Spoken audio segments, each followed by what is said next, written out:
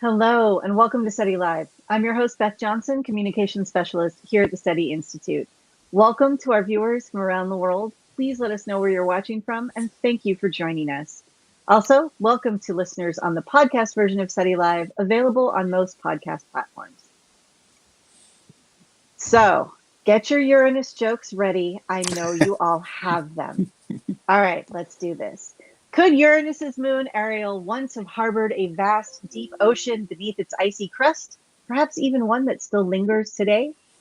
Today, I'm excited to welcome Caleb Strom from the University of North Dakota and Alex Patthoff from Planetary Science Institute to discuss new research revealing evidence that Ariel may have once held a subsurface ocean over 170 kilometers deep.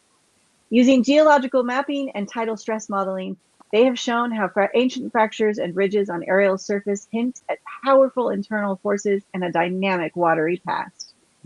Thank you, Caleb and Alex, for joining us today. Thanks for having us. Yeah, thank you. So, Caleb, let's kick this off. First off, let's talk about maybe a little bit how you got into this research to begin with. So, this was your, I assume, doctoral thesis. So how did you end up here? Yeah, so it was a part of it. So I was working. So I started working on the Dwarf Planet series, and I was and because that's kind of what my advisor's specialty was on asteroids. So I was trying to find a object in the asteroid belt that I could still do surface geology on, because you don't actually have images of the surfaces of most asteroids, and I wanted to do something related to the surface geology. And so I chose Ceres. And then I had an internship at Jet Propulsion Laboratory. And in my commenters, Tom Nordheim and Alex Patthoff, suggested that I also integrate Miranda and Ariel, since that was the project I was working on at JPL. And so I ended up doing a rather complex dissertation comparing Ariel, Miranda, and Ceres. Oh, wow. The length of the title of my dissertation kind of tells you how it was a bit of a challenge to bring those three together, but I made it work. So can you led the work mapping surface fractures, grabens, ridges on Ariel. Could you walk us through what features stood out and how they pointed you toward modeling this ocean layer scenario? So what started was, if you look at its southern hemisphere, you see all of these fractures that look like they're basically canyons. Some of them are ridges, and they're all over what's otherwise kind of this smooth terrain. And then if you look at the images we have of it, if you make it into a mosaic, you'll notice there's kind of this cliff that's south-facing, that's near the equator, which looks like it's going around the whole hemisphere. We don't know that it is, but it kind of looks like that. So it looks like there's a difference in the relief between the northern hemisphere and the southern hemisphere. So the southern hemisphere looks more low-lying than the northern hemisphere, and the southern hemisphere has all these fractures. And in my research, kind of in the literature review, I learned that the basically narrow fractures can be a sign of either a high strain rate, so in other words, what's breaking it apart is happening really fast, or it can be a sign of a thick crust. Right. And now looking at the relief difference between the highland, well, not highlands, but what look like they could be highlands in the northern hemisphere and the lowlands, it looked like they could be lowlands. It looks like the southern hemisphere might have thin crust. And so I was thinking, what if these fractures are an indication of a high strain rate on a thin crust? And now if the crust is thin on an icy moon, that implies that there could be a subsurface liquid layer. The other feature that indicated it could have an ocean, though it didn't, though it wasn't definitive proof, are these kind of curving ridges So basically, it looks like you have two ridges that are parallel to each other, and this trough separating them, and they form kind of these curving patterns, almost like it almost looks like a river. It's not a river, but it looks like that. Um, and and those kind of remind me of both spreading ridges you get on Europa, and also a little bit kind of what we get in ridges on Earth, in Earth's oceans. So that feature also made me wonder, could this be an indication of it being a subsurface ocean? And it's something other people have wondered as well. So I think those would be kind of the two main features that led me there. Wow, that's, this is actually really impressive for the fact that you are entirely using data that we do not have updates on. So that's pretty awesome. Alex, how did you get into studying icy moons? What led you in this direction? And tell us a little bit about your background. Yeah, so a little bit about my background. I actually kind of fell into it on accident. It was one of those, the two-body problems, where my wife got a job out in Idaho, and I was not quite sure what I was going to do. So I applied to grad school, ended up working on this moon called Enceladus, which I'd never heard of before. So I kind of like fell into an accident. I've always been interested in space. Like when I was an undergrad, I majored in physics and had an astrophysics minor with it. And like exactly. And I've always it's always been kind of in the back of mind, but like no one actually like does that for a job, like actually like looks at space. So I had I was doing other things. But then I just kind of fell into it, and I did with grad school.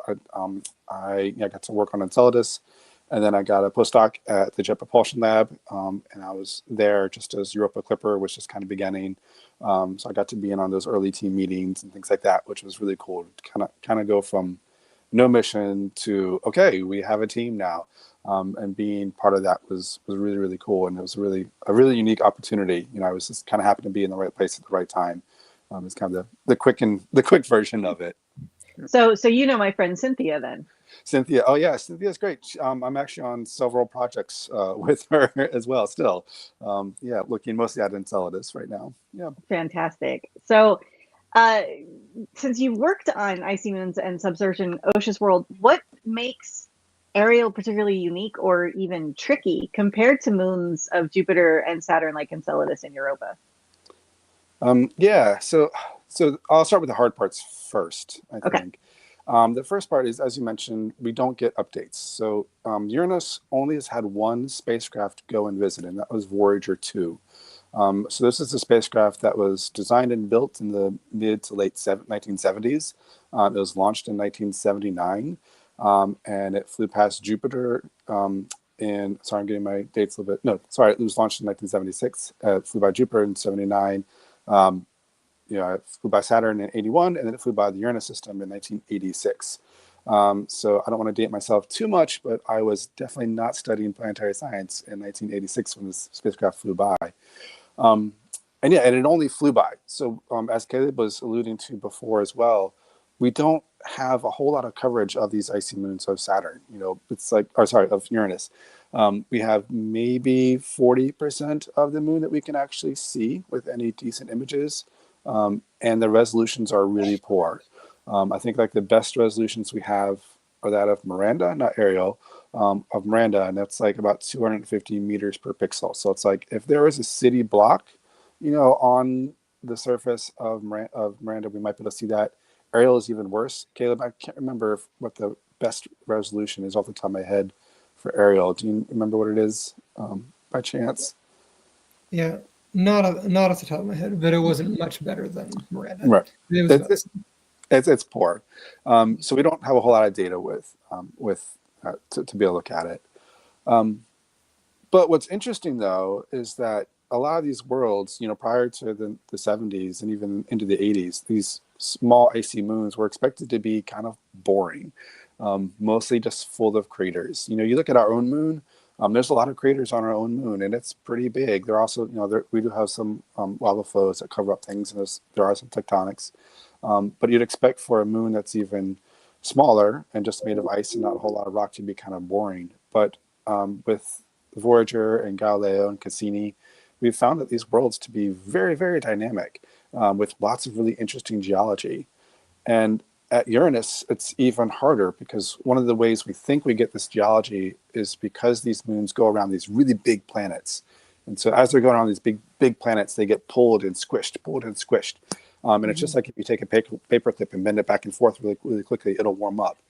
But Uranus is kind of small compared to Jupiter and Saturn. So it doesn't have a whole lot of tug. I mean, it has some, but it's not nearly as big as what Jupiter has for Europa, or even Saturn for Enceladus, for example. So that's really interesting. It's like, why do we get all this heat going for these tiny moons going around these, decent sized planets, but not super, super big planets? And it's a big problem that, spoiler alert, we still haven't really solved, but that's what makes the science exciting. We still have so many questions. And part of the study that Caleb was leading, like having an ocean below the ice really helps us break that surface so we can actually get to those fractures that we can see.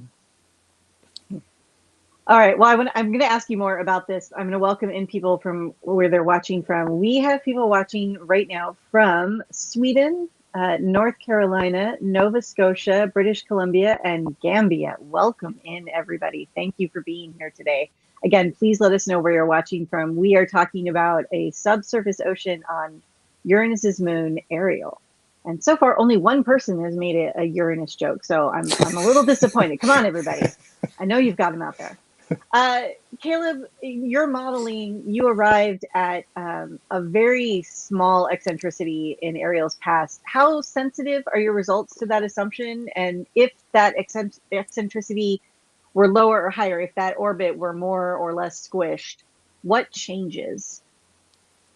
Yeah, so basically what I found was that if the eccentricity were lower than that value, then you didn't get close to the stress needed to break ice. So it's a little controversial, but essentially everyone agrees that if you have stress at about 1 megapascal or 1,000 kilopascals, you'll fracture ice in kind of Ariel-like conditions.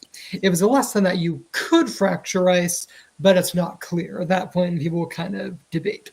So what I did was I said, what would it take to get 1,000 kilopascals to fracture ice?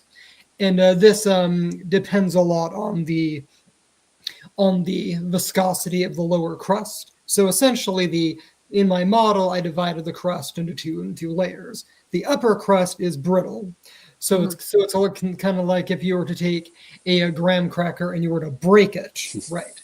That's kind of what the crust is like. The upper crust is like the lower crust. It's more like Play-Doh, I guess you could say. So it's like if you pulled it, it would deform. You could pull it really quickly and it would snap apart, but it doesn't just break that way, right? It deforms. So that's what the lower crust is like. And basically, what I found was that the minimum realistic viscosity meant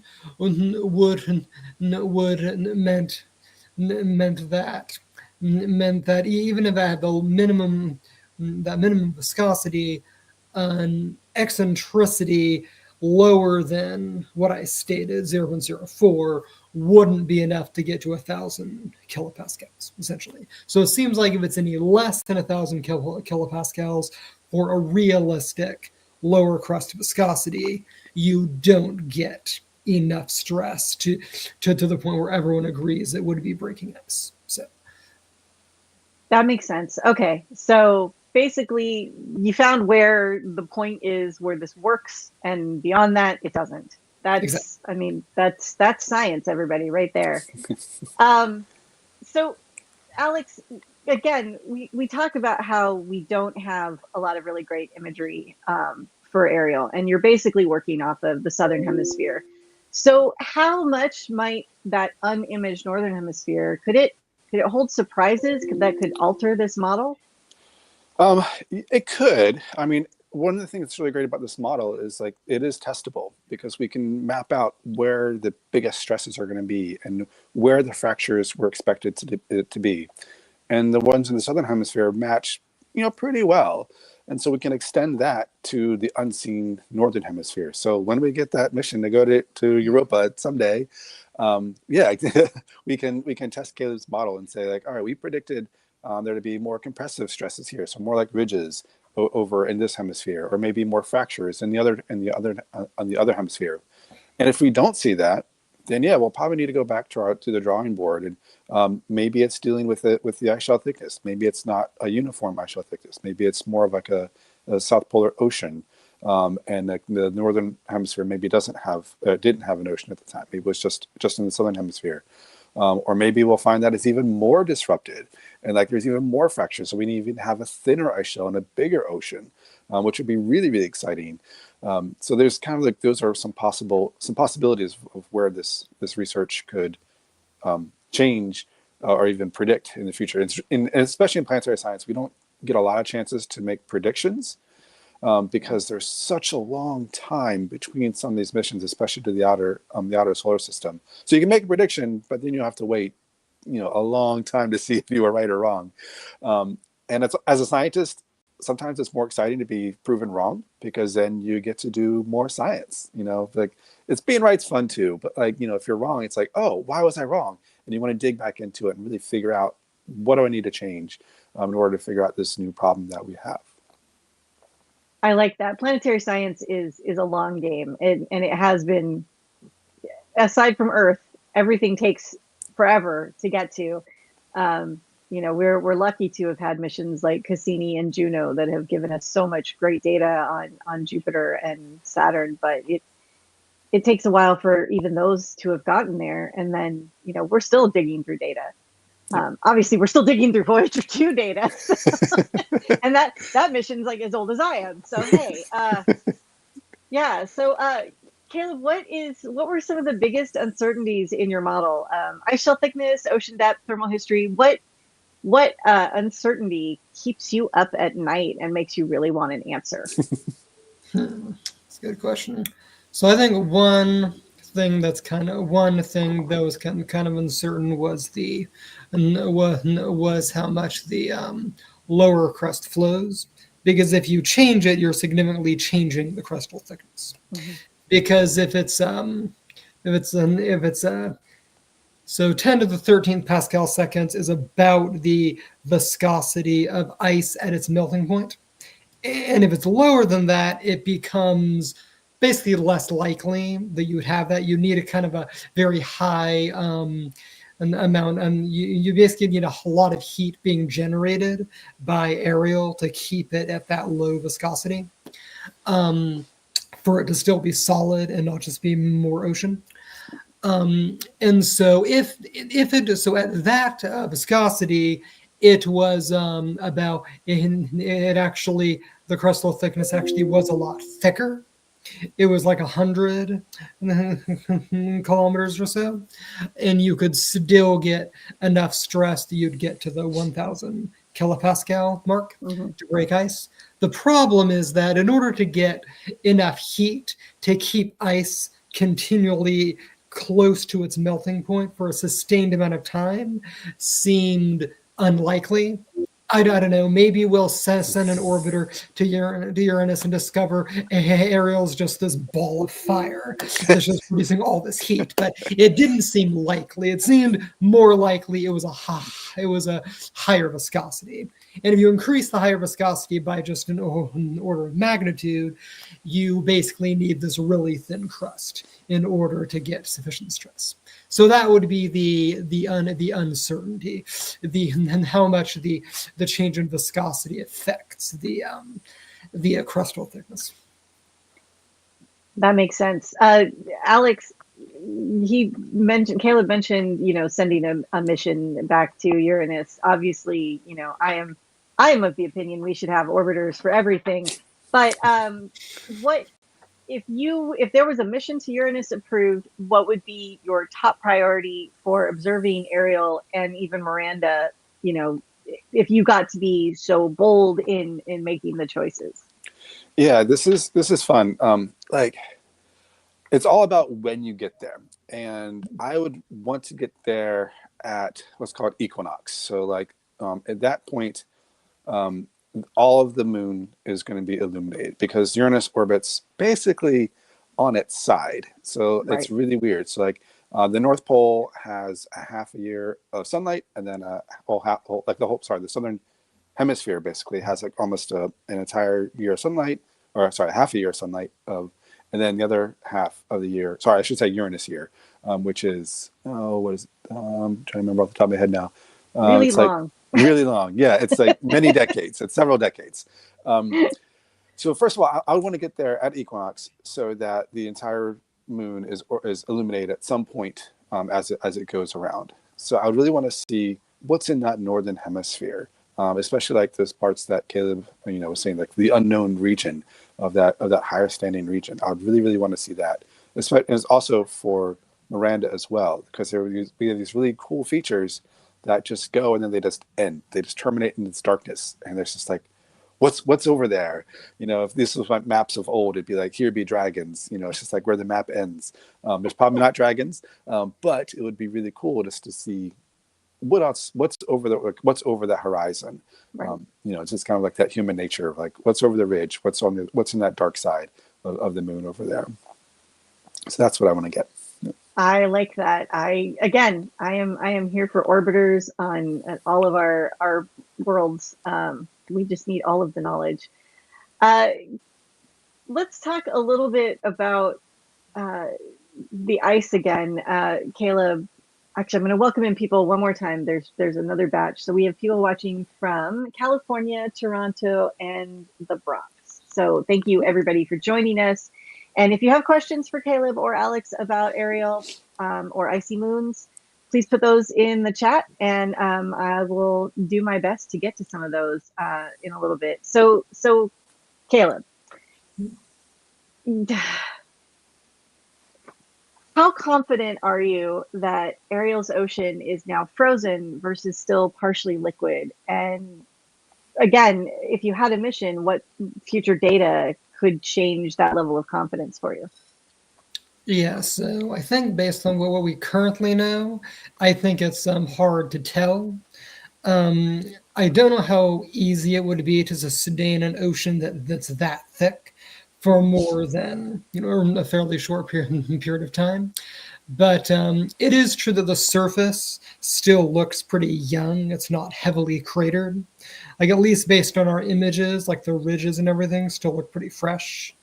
Also, like other studies, some spectroscopic studies, suggest you might have like ammonia compounds on its surface, things that don't really last very long. So that would have to suggest that stuff is still being transferred from the ocean to the surface. So I think it's definitely possible the ocean is still there, but I don't think we can say for certain. These features could still be ancient, and I think what we'd need to do to confirm if it exists is to take an orbiter there and use a magnetometer to see if we can detect an induced magnetic field that's responding to the magnetic field of Uranus, because that would show that there's a liquid layer with an Ariel. But until then, we don't really know, and it's still there. Alex, what kind of signatures? Caleb mentioned ammonia. Are there any other physical or chemical signatures we might look for on Ariel's surface or even subsurface that would tell us what we need to know? Yeah, I mean, the magnetometer is great. The gravity data as well can kind of help us figure out what the thickness of the ice shell might be. As far as things on the surface, any type of like hydrocarbons and salts and things like that that we might see, that we see on places like Enceladus and Europa. Any types of those kinds of chemicals would be really interesting. So it's not just pure water ice, because that's a little bit boring, because then there's probably not like any type of crater or something like that. But once you start to get into more complex chemistries, then we start to think, oh, these are little ingredients that we might need. So if there is life somewhere out there in the solar system, could it be at Ariel? We don't know. We have the liquid water there. At least we'd had it in the past. And if there are these other energies, like any other molecules that they can use for energy, especially like those the carbon molecules and ammonia, things like that Caleb was mentioning. Those are other indicators that suggest that maybe life could have developed. Again, we don't know for certain yet, because we would really have to go there and land on the surface probably and drill down and get to the ocean, which is not an easy feat. But it would be amazing. That's like probably 2 generations. We're probably 2 generations away removed from doing that. But like Mars gets a lot of attention because there's so much evidence for past water flowing on Mars, and are there critters there? The outer planets also, like there's water today on these icy moons, or under the surface. So these are another place that we really need to be thinking about to go and to look for these other possible life forming elsewhere.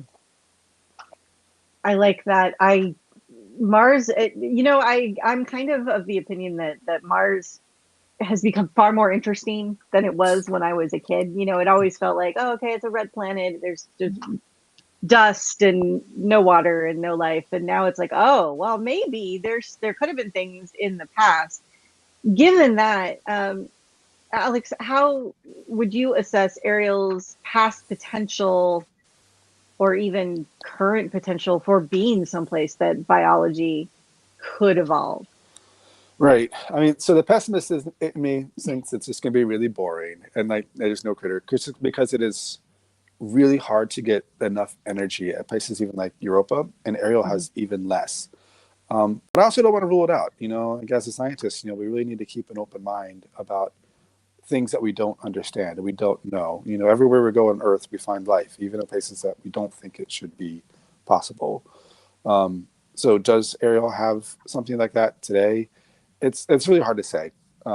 Like if it has an ocean, it's much more likely, I think, that there might be some sort of little bacteria or something like that. But again, it's not out of the question, but I would need to have a lot more evidence before we really before I really want to say like a probability. Yeah. So hopefully I'm sort of answering your question a little bit. Yeah. No, I mean, we only know so much, and kind of like looking at habitability. I mean, we've talked about it recently at Ceres. We've talked about it at Titan, and we're always looking for those things. You need the energy, the chemistry, and the liquid water, kind of, those 3 basics that we're trying to find based on Earth life, of course.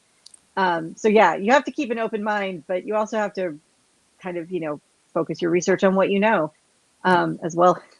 We don't know what we don't know until we figure out that we don't know it. Yeah, I know. All right.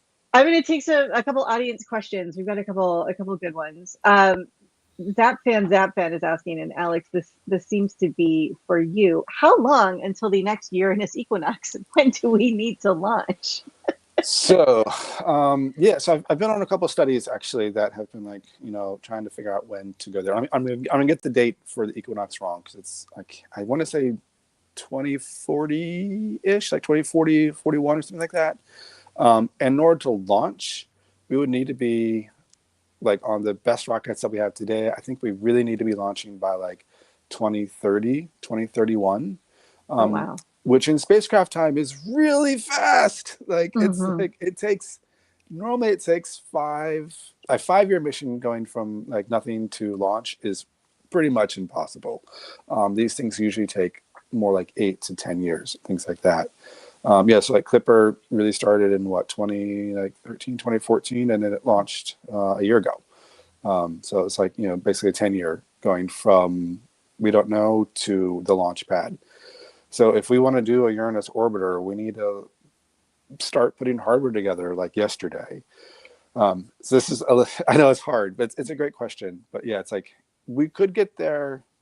We could launch a little bit later with some fancier rockets and some other tricks up our sleeves, or sacrificing, maybe not seeing everything that we might see at equinox, which wouldn't be the end of the world. I mean, I would take a Uranus orbiter really at any time of the year. But equinox would be ideal. Cassini lasted a long time, and we got a lot of great data from just having it, be in the system for as long as it was. So it's not the end of the research if it's not at the equinox. It'd just be cool. Yeah. So because of that, and the fact that this would take a long time, Caleb, and Alex, Jonathan is asking, would you recommend that researchers review more past Voyager 2 data for similar tidal-induced oceans? And, what about liquid methane, ammonia oceans versus regular water? Did that change anything for you? Yeah, I'd say there are, because I think there are also some very interesting things going on Uranus's other moons, for example, and Umbriel and Oberon. They have some interesting features which could also suggest that they also are young. They also might have something going on beneath the surface that is more interesting than what was assumed in the past.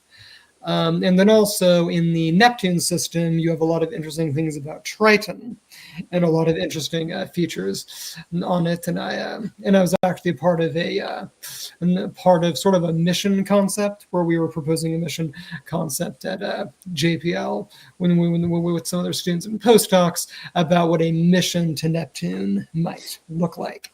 And that could also, and preparation for that could also involve looking at the imagery, looking at geologic features, and applying similar stress models to see how they align. So I definitely think there's a lot of room for continuing to look at Voyager 2 data, not just from Rand and Ariel, but also for the other bodies that they visited. Okay, Alex? Yeah, similar. I'm going to kind of give a shout out to Caleb here as well. He had a paper that did a similar study for Miranda and also found another ocean being there using the Voyager data as well.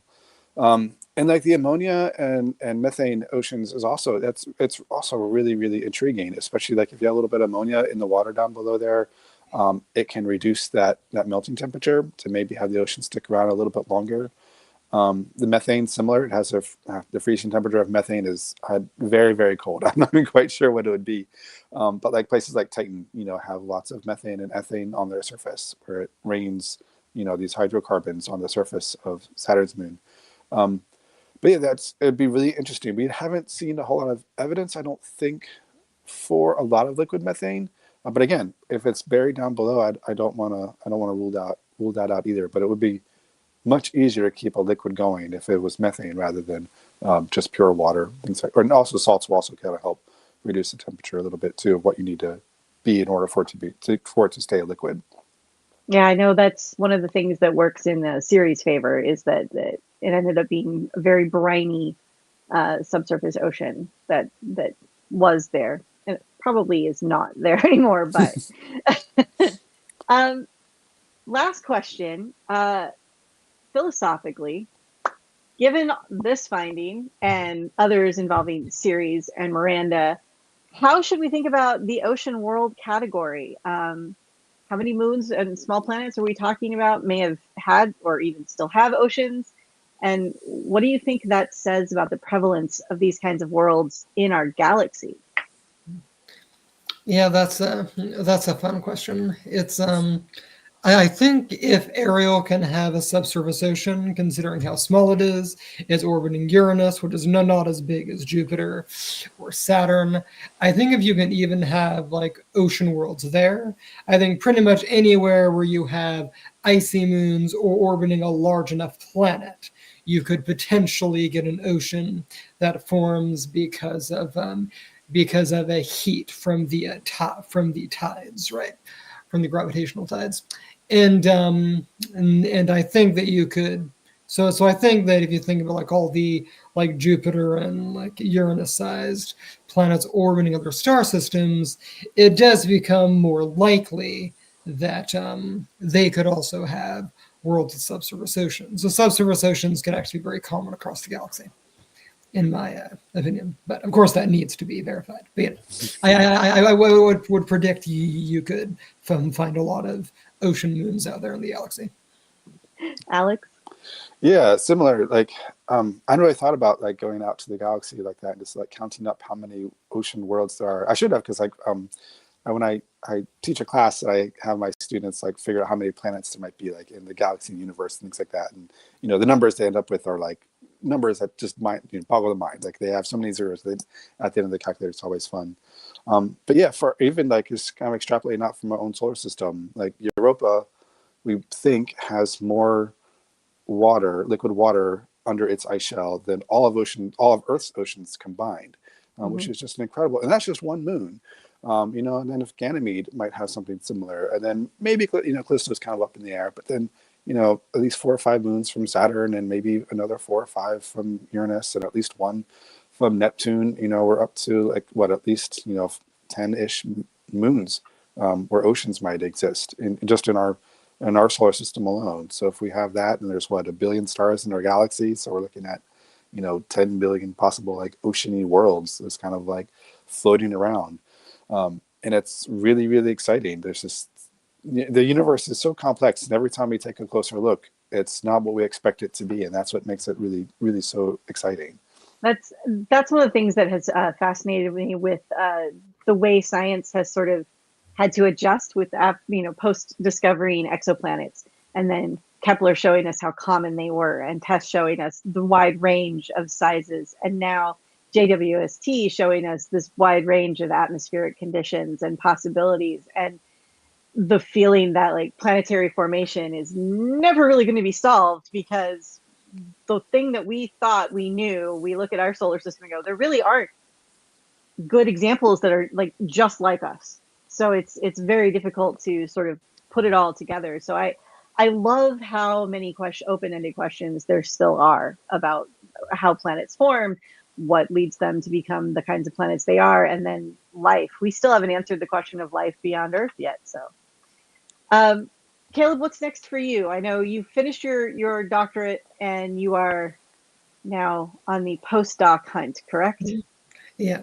Yeah. So yes. So right now the goal is to keep looking for a postdoc, and then I do have some interesting ideas about extending what I've done with Ariel and Miranda, expanding that to the other moons of Uranus, and then also possibly to do the same thing with Neptune, and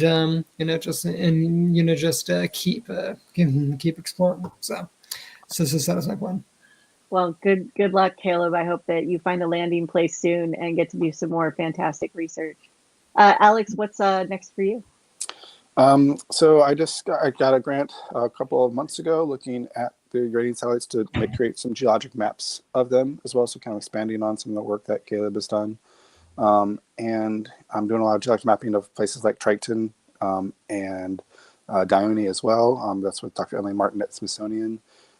Looking at Europa a little bit closer, and there's always Enceladus. I started on Enceladus, and I was like, okay, I'll work here for a couple of years, and I keep coming back because it's such a complex and really cool world.